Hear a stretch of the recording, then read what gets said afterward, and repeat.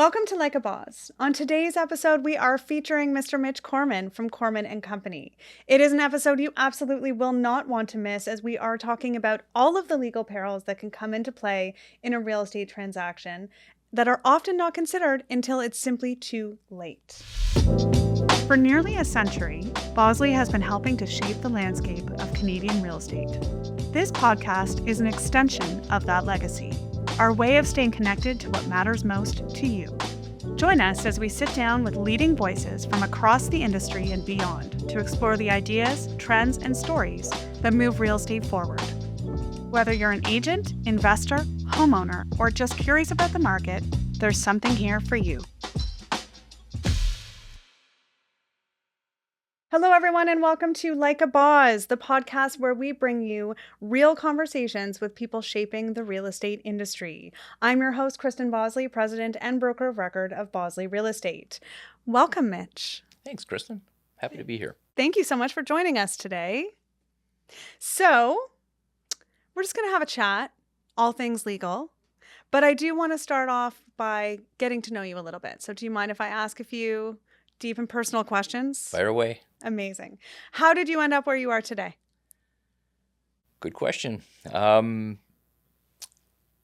graduated from law school and decided that I wanted to open up my own practice, basically. I didn't have any clients, so I started, I thought I was good in real estate and I was good with business. Those are the courses I took in law school, but you can't just generate those clients overnight. So I started doing refugees. There were wars going on in the world, and I started a immigration practice, but at the same time trying to get real estate deals, corporate deals, whatever I could find that was really in my wheelhouse. And over time, I guess the tipping point was I ran into a broker at another firm, and he was very successful with his team, and he said, "What's your proposition?" I said, "Well, you know what? I would give every agent that you send me my cell phone number, and I'll be available to them 24 hours a day, 7 days a week for problems that they have, for real problems." And he said, "That's a good proposition," because at the time, and this is going back a number of years ago, like too many to count, real estate lawyers were not accessible. And, they were more or less 9 to 5, maybe 9 to 6. But when realtors have a deal happening, it's usually on the weekend or at nights. The realtors practice in the evenings. Where do you get a lawyer in the evening? So that was really the tipping point for my career. Like, that broker ended up sending me a ton of agents. And because I was accessible, people weren't calling me at 8 o'clock at night on a Saturday, but it was just because I gave that commitment and I stuck by it. That was what sprungboarded me and got me away from doing the refugee cases with legal aid and actually practicing the area of law that I wanted to practice, which was real estate. Did you always know you wanted to go into law? No, my dad was in the clothing business, and I thought it would be nice to take over my dad's clothing stores and things like that. But my parents always instilled that, I had to be a lawyer or a doctor or an accountant, and that was better than being, in retail. My dad was in retail because he didn't have the opportunity to go for higher education. But I loved clothing and I loved retail, and my dad was good at it. And I learned my people skills from hanging out at his store, learning from him. And law was more because I liked law, but I saw it as a springboard to anything in life. And with a law degree, it opens doors and you can do many, many things. You don't have to practice law. I was a people person, and that's what led me to real estate law, because that's the best area of law if you want to connect with, clients, agents, just regular people. Well, this explains why you're so well dressed.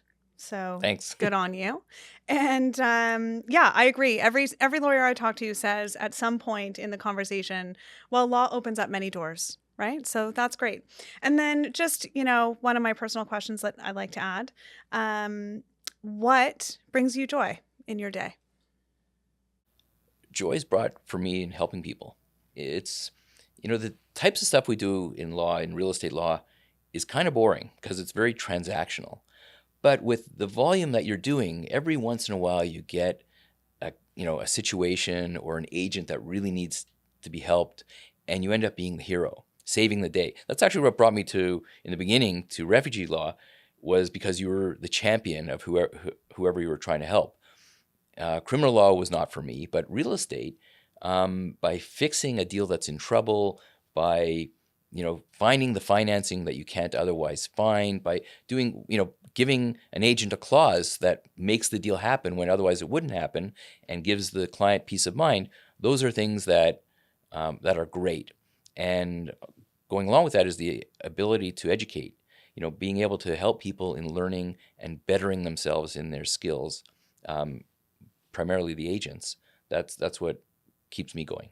I think that explains clearly why we work together, because there's a lot of alignment there. So thank you. So we've set the stage for the fact that we're going to talk about all of the legal perils in today's market, right? So the market is shifting. We know that in any shifting market, and certainly in my experience in the real estate side, things tend to get a bit litigious.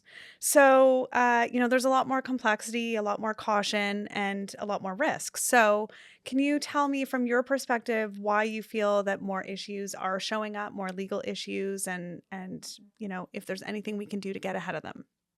We've had a strong market for over 20 years. The market just seemed to keep rising and rising and rising. And when you have a strong seller's market like that, someone would buy a house or buy a condo, and then by the time they close 6 weeks later, it's worth more money. So the buyers weren't looking for problems with that. They were just happy. They think that they're just making money while they sleep. Now it's different. Now in this marketplace, it's a buyer's market, and buyers are looking for perfection. They're looking for perfection in the property itself, in the deal that they craft, in their agents, in their mortgage brokers, in their lawyers, and that is very tough on everybody in the marketplace. I'm not saying it's bad. I think it's good that people are more careful and more willing to ask questions. A couple years ago, if somebody asked, it was almost insulting that you would ask a question about a property if you wanted to buy that property, because what if the sellers don't like you? They're going to go to the next person that's offering the same amount of money. It's not like that anymore. Now buyers are much more aggressive, and especially with all the professionals around them. So I'm finding that that's a lot more challenging in our marketplace. Yeah, we're certainly seeing that. I mean, for the first time ever, we have clients calling to, have light bulbs fixed before closing, things that we really have not seen before. We're also, from the real estate side, experiencing, I would say, more litigation than ever around, agreements and listing agreements and contracts and schedules where clients have agreed to very clear terms and then have just decided, no, you can sue me. I'm not going to follow through on that agreement, right? So we're seeing that a lot. Is that translating into some of what you're seeing? Yes and no. We're not seeing a high volume of deals not closing. Mm-hmm. And part of that could be because our mindset as lawyers in my office, and there's 18 of us in my office, and I instill in everyone, deals have to close. Right. Like we have to, somebody says no, that no, don't take no as an answer. We have to figure out a solution to make the deals close. The last thing in the world that I want is any form of litigation. There's, if there is something was promised and not delivered, there is an equitable remedy for that, not just forget it, the deal's off. And that equitable remedy could be, monetary, could be delaying a closing until things get fixed. There's 1,001 tools in our toolboxes as lawyers, and my team are seasoned pros, and we're able to use all those tools in the toolbox. Sometimes I find that, similar to realtors that aren't full-time realtors, there's a lot of them out there. There's a lot of lawyers out there that get a law degree and they think, okay, I can practice real estate law. It's pretty easy. It's transactional, and they don't take the time and spend the time and effort to fix the problems, Right. so that the deals close. Yeah, unfortunately, we're seeing that in our business too. Okay, so I mean, we have a lot of experience these days with buyers who have a sentiment that, you know, they just don't need to close. Have you had an experience like this? Like we have buyers who, for some strange reason, they've been told they're signing under seal, they've signed a BRA, they've been through the process, they've delivered the check, and for whatever reason, they're saying, "Oh no, I'm not going to close." And they, for some reason, don't seem to understand that there are some very real legal ramifications to that choice, right? So, what typically happens in that scenario? A couple of years ago, nobody ever said that. because they were thinking, well, the property's worth more money. Mm-hmm. Now, we do have buyers that say, well, I'm just not going to close. And then I say, well, how much is your deposit? And they say $100,000. So you're willing to walk away from $100,000? What do you mean walk away? Mm. So like if you don't close and you don't have a real good solid reason, like something that goes to the root of title, it can't be, fridge that's not working. It can't be, you've discovered a little bit of a smell in the house. It can't be something minor. It has to be a major item that makes the house unlivable, or a major item that makes it, uninsurable, or title can't be transferred. Then you can walk away from a deal. If you try to walk away from a deal and you don't have one of those major things, you're going to lose your deposit first and foremost, and you're going to get sued for, the people are going to resell that house, and we're not in a rising market right now. They might resell that house for $100,000 less. Then you'll lose your deposit, $100,000, and they'll sue you for $100,000. They'll sue you for the difference, you lose that right? too. Mm-hmm. So once we have that discussion with the client, and sometimes that means referring the client to a litigation lawyer that specializes in real estate as well, so they don't just hear it from us, they hear it from somebody, because it's not just, my scenario, it's not just the $200,000. It's also their own legal fees and the legal fees of the other side when you lose. Well, and let's not forget that their buyer's agent also has the right to sue them for their commission. Absolutely.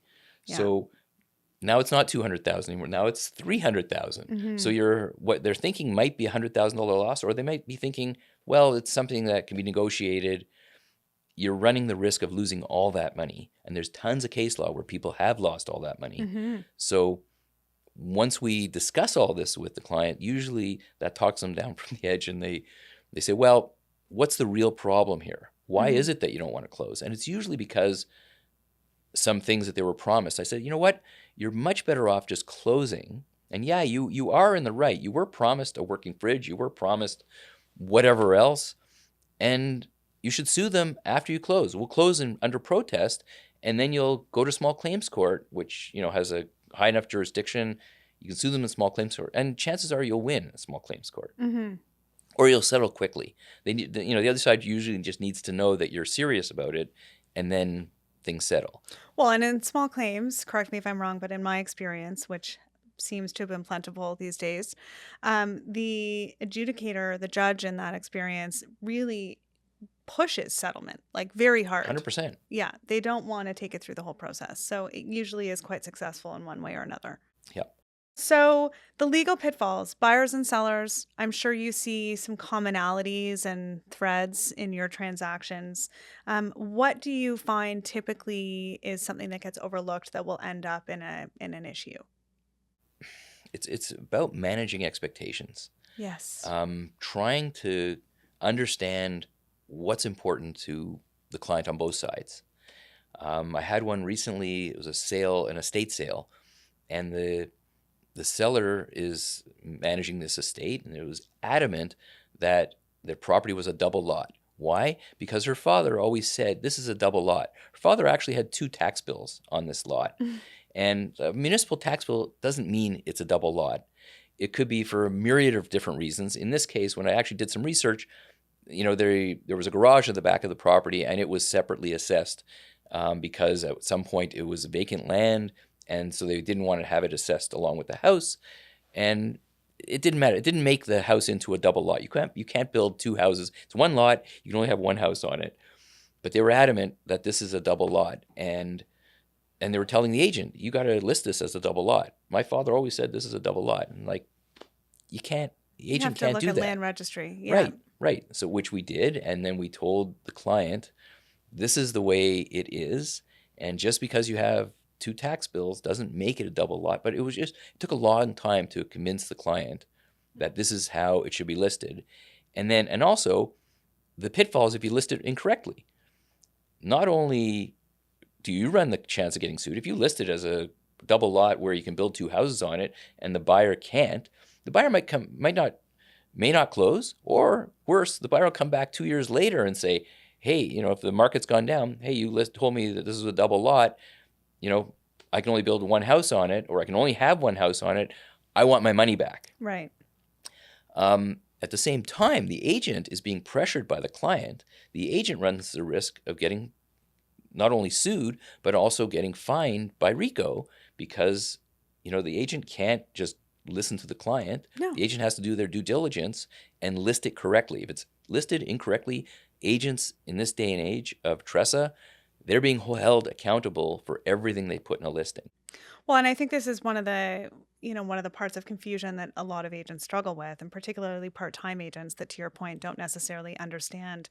TRESA, for those of you that don't know, is the Trust in Real Estate Services Act, which replaced our previous code of conduct. So it's a entirely new overhaul of transparency with the consumer and what's required, right? And so where we really see things go off the rails in terms of managing those expectations is in fiduciary duties, right? So, one of the fiduciary duties is following your client's instruction. Well, it's actually following your client's lawful instruction. And if you are being instructed to misrepresent a property, it's a really serious problem for all parties, right? Yeah, you can't do it. As an agent, if you do it, you're not going to be an agent for very long.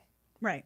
You'll get fined, and then you'll get fined again, and the fines increase so much over time. Like one as they should. fine over the next, you will be out of business. And you have an obligation. Your fiduciary duty is to your client and to follow your client's instructions.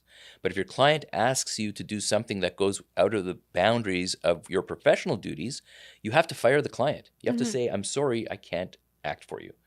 Yeah. And many agents, not your agents, I'm talking the agents that are the part-timers. Thank you, Mitch. No, because there's a big difference out there. Huge difference. There are a lot of brokerages that have a ton of part-time agents. Yep. And when you look at the list of who sold what, of the 70,000 agents that are in TREB, almost half of them probably did one deal or less last year. Only 1% of realtors does more than 3 deals a year, right? Right. Like the stat is astounding. Right. So to my point, I mean, we want to work with seasoned pros. We want to work with full-time dedicated agents because they understand the rules, they follow the rules, and they give us deals that are easy to close because they've explained everything to their clients and set their clients' expectations. Yeah.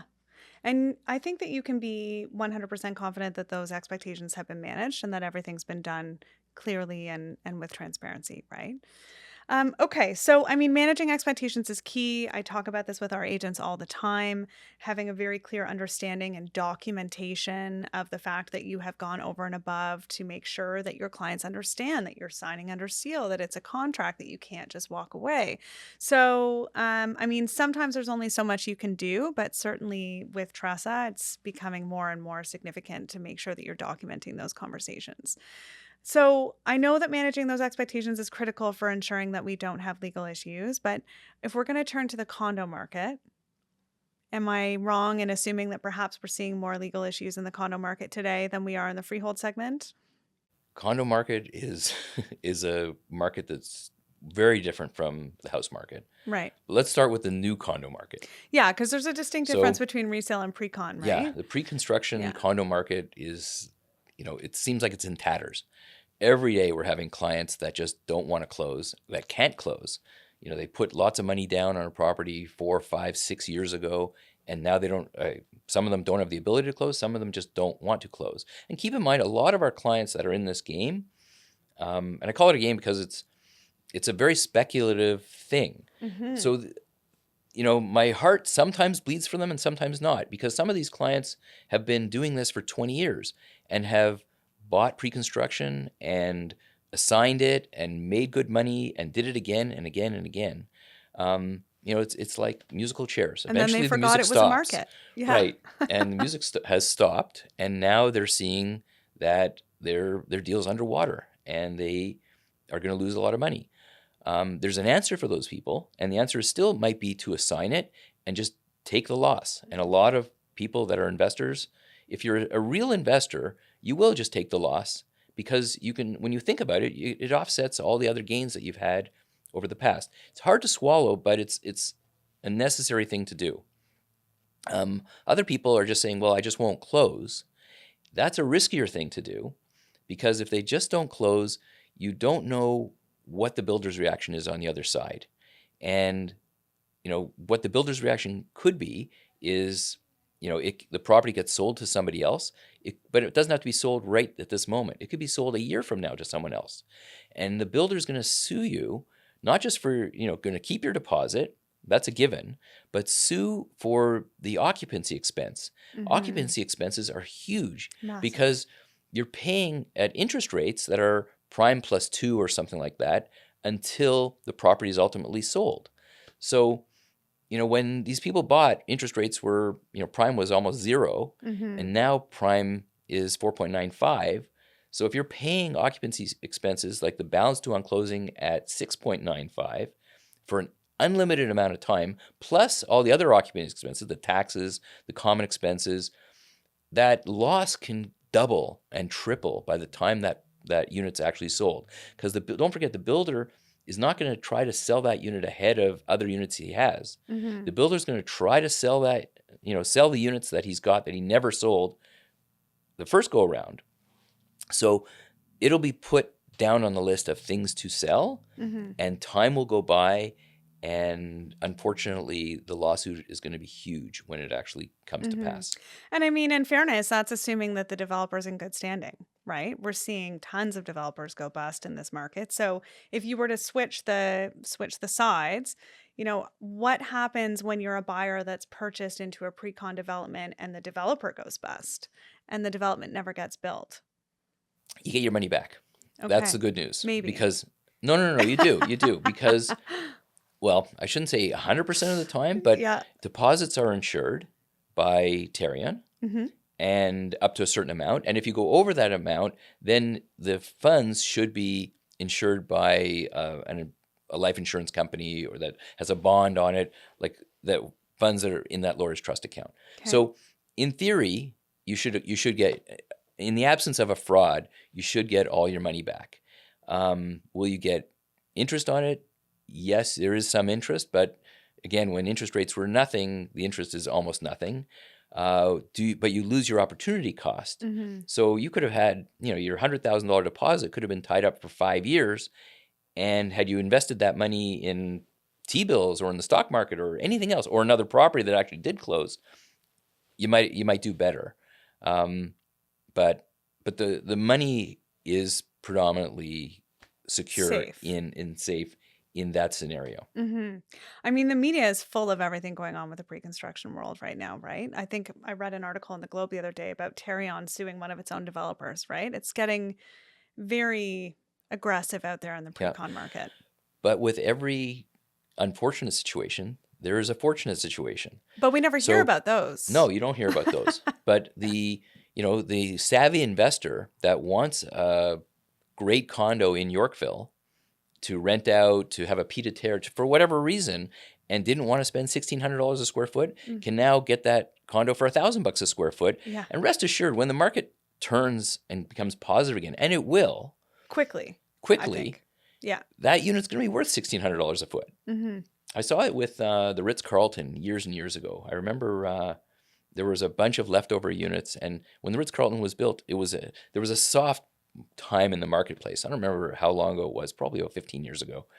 And I remember that the developer had some units, and he said, buy anything you want, $600 a foot.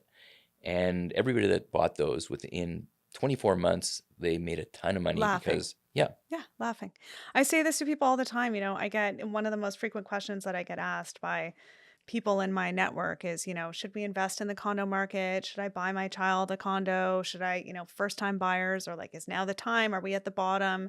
My response is always the same, right? Like, it doesn't matter if you're at the bottom. The reality is that we've been flat for some time, and developers aren't building right now because they can't afford to build. So, when the market turns around, those condo prices are going to skyrocket overnight, like very easily. So even if you buy now and lose $100,000 over the next year, you can bet in 3 to 5 years, you're going to be laughing your way up to your next purchase, right? Yeah. The builders were coming out with 25,000 new units, 40,000 new units like this in the last few years. Now they're selling nothing. So what's going to happen? And still, there'll still be, I don't know what the number is, but let's say, a few 100,000 immigrants are going to come to Toronto this year and next year and the year after. Like, these people all need places to live. Absolutely. And if the builders have a pause, like for 2 years where they're not building new projects, in 3 years' time, in 4 years' time, it's only going to come back. There's going to be huge demand. Yeah. And with huge demand come increase in prices. I couldn't agree more. So I think it's a great time to invest in the condo market myself. Yep. So speaking of investing in the condo market, you can invest pre-con or you can invest resale. There's tons of great resale options out there. With resale, thinking back to the days when I was in sales, obviously, whenever possible, we did our best to have a status certificate condition in the offer. So really, can you speak to a little bit about what the significance of the status certificate is and, what things you would find in a status that might warrant your recommendation to your client to perhaps not firm up on that deal? Yeah. A status certificate is like a health checkup. Mm-hmm. So, if you were going to go get a life insurance policy, chances are the life insurer would want you to go and get a checkup so that they know that they're insuring a healthy person. Mm-hmm. Same thing when you buy a house. You do a thorough inspection because you want to know what you're getting into. With a condo, you can't do your own inspection because a condo, the building's just too big.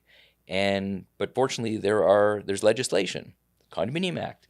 It requires condominiums to do their own health checkups. They have to have audited financial statements. They have to have reviews of everything in that condo every 4 years. They have to have a review done by an engineer, top to bottom of the entire structure. And then they create a reserve fund and a reserve fund study that tells you the health of that condo. So the status certificate has all this information in it, and they're typically like 300-400 pages long. Yeah. And you need somebody to go through that. And of the 300 or 400 pages, there might be 20 pages that are really, really relevant and important. Just like when you get your checkup, your EKG is probably the most important thing that you're getting checked because you need to know your heart is healthy. Mm-hmm. Same thing with the status certificate. We focus on the financial statements. That's first and foremost, but also the reserve fund study that's done so we can see what's going to need to be replaced, what is prematurely aging, what is the budget for the next 20 years in terms of replacing things and repairing things. Then we can give an educated report to our clients telling them this is what you can expect in this building, and then they can decide whether they want to go ahead or not go ahead. Mm-hmm. So that's it in a nutshell. Critical. And I think really significant that you explained what a reserve fund study is, because I don't think a lot of people understand, when you buy into a condo, you're not just buying that unit, right? You have to buy everything that comes along with that building, including sometimes the condo board. Yep. Yeah. And with going along with the reserve fund study is the reserves of the actual unit. That's actually an asset that you're buying into because it's cash that's sitting in the condominium. There's no allocation to you. Like you were buying and you're getting the benefit of part of that cash, but you want to know that bag of money is enough to fix everything that's going to go wrong in the next year and the next year and the next year. Absolutely. And that's what we're looking for. So we have a full-time team that all they do is review status certificates because we're big and busy enough to do that. So we have people that's their job. Riveting. It's interesting because it's almost like some of it is forensic accounting. Yeah. So they're looking at it and they're trying to find, what's wrong, and and it's often really, really fascinating. Lots of problem solving, critical thinking. Yep. Which is a skill that's on my mind these days. And some condo boards try to hide things. Oh, yeah. We a flush lot it of out. condo boards do. We recommend to our agents that we request the minutes of the meeting because oftentimes they'll have issues that come up in the minutes that haven't quite made it into the status yet. Yeah. Don't get me started with minutes. I've got a story to tell you. Everything leads to another story. Right? So let's go back a bit. I want to tell you about generational type of wealth. Mm-hmm. Okay, so like my kids are like your kids. My kids are school age kids, and I'm thinking to myself, how are my kids going to afford real estate? They're like, the average salary now. It's really tough for somebody with a new job to actually buy real estate in Toronto. Let's say maybe they'll be able to afford it in Winnipeg, but not in Toronto. So what did I do? My wife and I went out and we have 2 condos that we bought for our kids, not thinking our kids are ever going to live in these particular condos, but we thought we should get into real estate, and if they choose to live somewhere else, that's fine. But we have to, we're fortunate enough to be able to save enough money to be able to think ahead, so that we want our kids to own real estate. Mm-hmm. So we buy condos in a building, and we checked out the reserve fund. Everything's fine from that perspective, but the building itself has had many floods. And that's something we discovered in the reserve fund studies and the history of the building. And lo and behold, like they said, don't worry about this because we have the floods are from heat pumps. In the summertime, condensation happens, and if the drains are clogged in those heat pumps, they will overflow and flood units below them and below them and below them. Even a small But let's not flood. worry about that. Right. Yeah.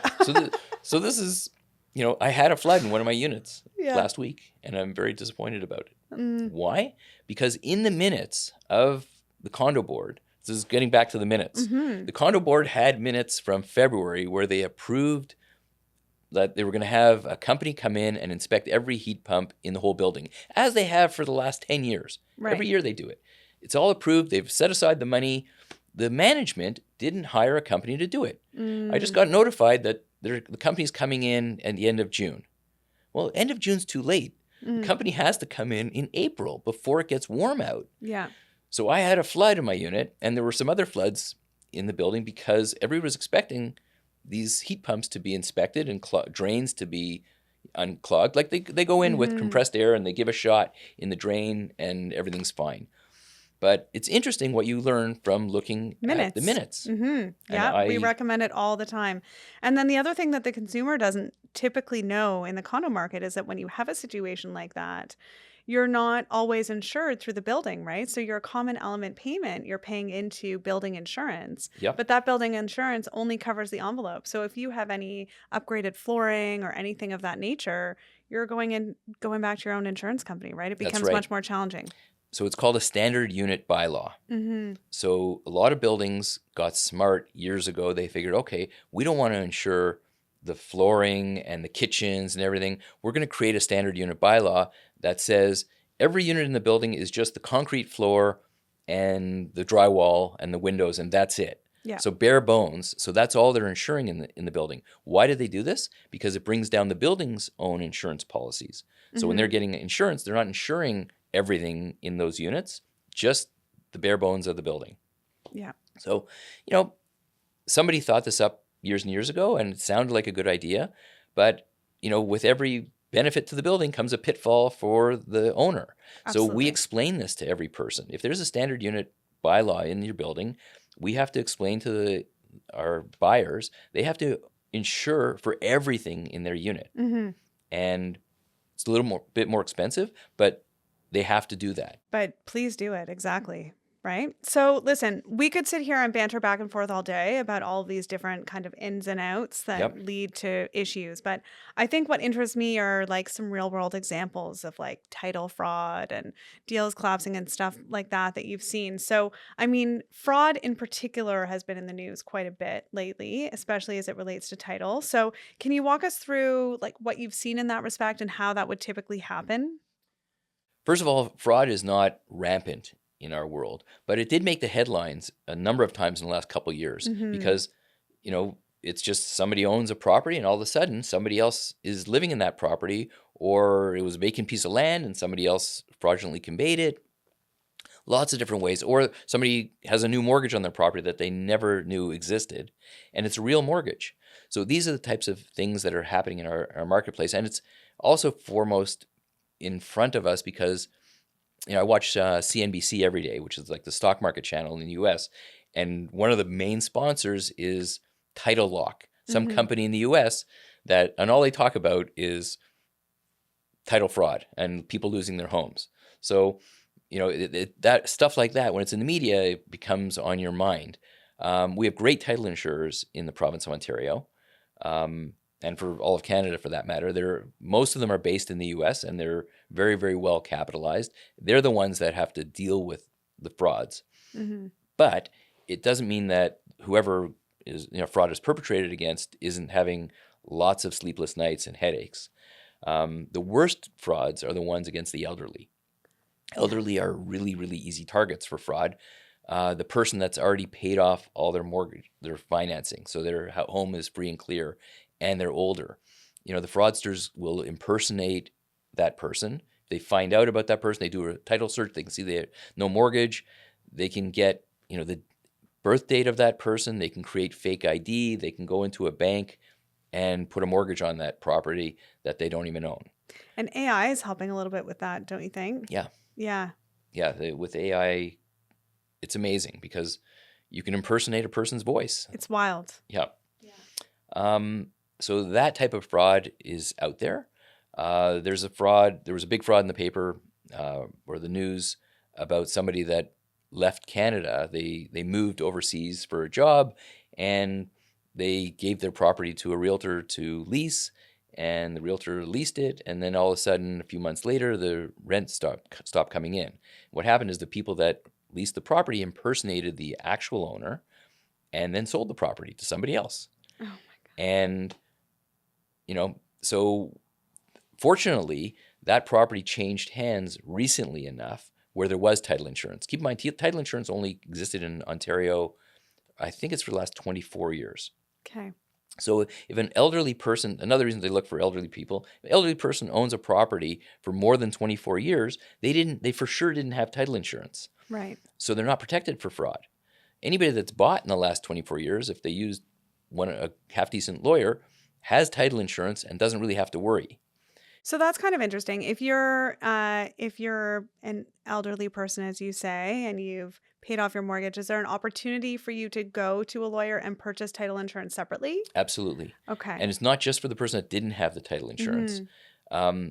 A lot of people are underinsured with their title insurance. So if you bought a property 20 years ago and got title insurance, back then title insurance would only cover two times the value of the property. Right.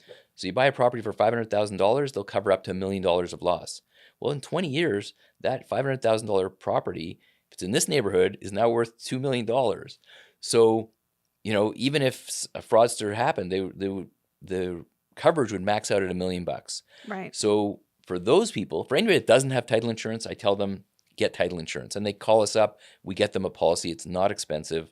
And for anybody that, if they're not sure, they tell us when they bought the property. We do some research. We find out how insured they are, and then we'll get a top-up policy for them. Mm-hmm. And some of the policies now that you get title insurance on are unlimited coverage, because at the time, 24 years ago, the title insurers thought, oh, if we give them double the coverage, it should be enough. But time has shown that real estate has risen way faster than anybody was anticipating, and it's not enough. So now they've adjusted policies. One title insurer does 5 times what your property's worth. Mm-hmm. Another one does unlimited coverage. Okay. So, but title doesn't just cover you for fraud, right? It also covers you for boundary disputes and all sorts of other issues. yeah, tax arrears. Okay. Sometimes people lie about the taxes that they pay, or say they paid their taxes and then they didn't pay their taxes. Title insurance covers you for that too.